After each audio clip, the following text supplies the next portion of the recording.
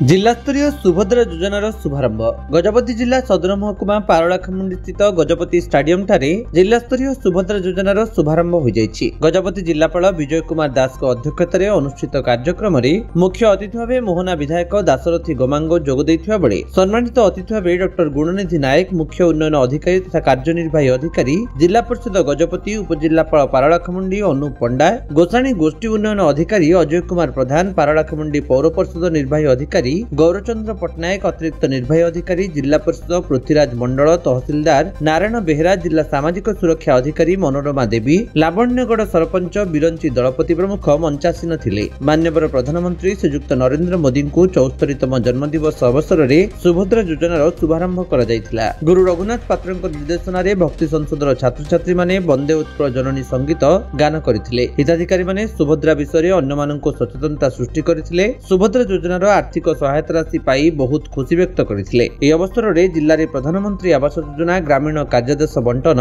1401 जनक दिया जाइछि और सेथि मध्यरु 107 जनक गृह प्रवेश करा जाइछि। सेहिपरि कार्यादेश पाइबार 4 मास मध्यरे जेमाने गृह निर्माण करिसेंति सेहि हिताधिकारी को 20,000 टंका प्रोत्साहन राशि 3,800 जनक दिया जाइछि। सेहिपरि 6 मासरे गृह निर्माण कार्य सरिथिबा हिताधिकारी माननकु 10,000 टंका आर्थिक सहायता राशि प्रदान करा जाइछि। प्रतिवर्ष परि सेप्टेम्बर 17 तारिखरु 2 अक्टोबर पर्यंत स्वच्छता ही सेवा कार्यक्रम अनुष्ठित होउछि। एही परिप्रेक्षी जिलापाल समस्तंकु स्वच्छता ही सेवार शपथ पाठ कराइथिले। परे विभिन्न अनुष्ठान कलाकार मानक द्वारा सांस्कृतिक कार्यक्रम अनुष्ठित होइतिला। एही कार्यक्रम रे जिला प्रकल्प परिचालक ओडिशा जीविका मिशन तथा मिशन शक्ति श्री टीनमबारा जिला समाज मंगल विभाग programme officer Shrimati Namita Maharana Gosani CDPO Shrimati Sarala Patra जिला परिषद कार्यालय स्वच्छता ही सेवा विभाग श्री जी सुनील बाबू समेत अन्य जिला स्तरीय अधिकारी और बहु स्वयं सहायक गोष्ठी सदस्य प्रमुख उपस्थित थिले। जिला स्तरीय कार्यक्रम परिसमाप्ति पर राज्य स्तरीय कार्यक्रम सीधा प्रसारण होइतिला।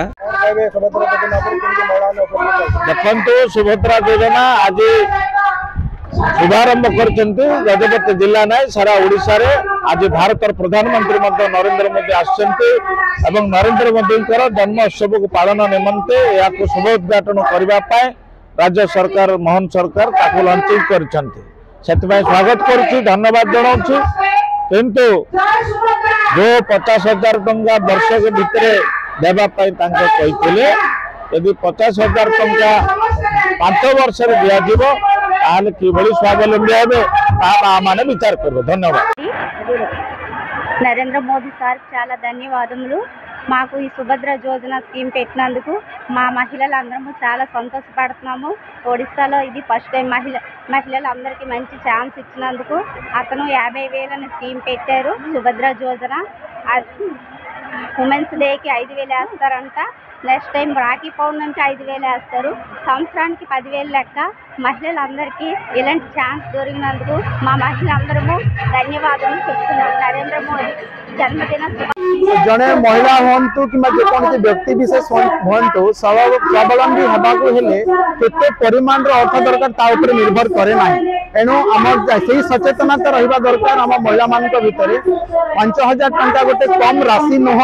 एणु जड़े तार स्वावलंबी हवा जेकोसी कार्यपंथा से अवलंबन कर तार परवर्ती पीरियड में सेमती भी एसएचजी को विभिन्न बैंक माध्यम फाइनान्स गुड़िक दि जाऊँगी।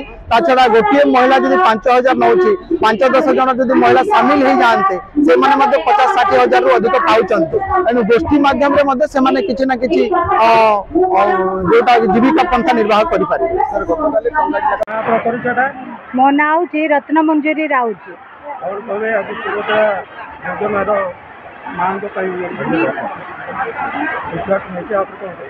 सुभद्रा गोटे बहुत बड़ भल योजनाटा जोटा कि माँ मान महिला मान आज आमर नरेंद्र मोदी जन्मदिन आज से आम माँ मान सुभद्रा योजना से बाहर कर कि आम 5 वर्ष को 50,000 पाइबू वर्ष को आम 10,000 लिखिपारू जहाँकि आमर महिला दिवस आ गए राखी पूर्णिमा से 10,000 आम आमर निजर गोटे छोट बिजनेस आम करी आम लाभवान हबू जो द्वारा आम परिवार को आम किछिटा रोजगार आम दे पारू से आम पिलाने आमर भविष्य उन्नति बोली आमर बहुत आशा से आमर नरेंद्र मोदी को आम बेसी बेसी धन्यवाद ସେହିପରି ଆମର ମୋହନ ମାଝୀ ସରକାରଙ୍କୁ ମଧ୍ୟ ଅଶେଷ ଅଶେଷ ଧନ୍ୟବାଦ ଦେଇକି ମୋର ଏଇଟା କହୁଛି।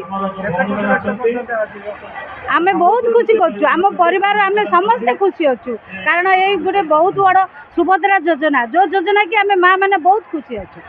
ଗଜପତିରୁ ରେଣୁବାଳା ବେହେରାଙ୍କ ରିପୋର୍ଟ, ବିଶ୍ୱ ବିଜୟୀ ନ୍ୟୁଜ୍ ଓଡ଼ିଶା।